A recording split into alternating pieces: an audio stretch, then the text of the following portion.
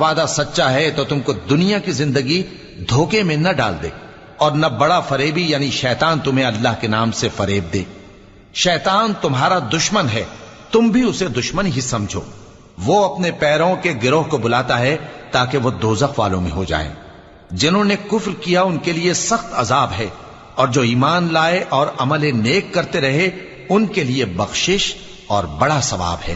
بھلا جس شخص کو اس کے اعمال بد آراستہ کر کے دکھائے جائیں اور وہ ان کو عمدہ سمجھنے لگے تو کیا وہ نیکوکار آدمی جیسا ہو سکتا ہے؟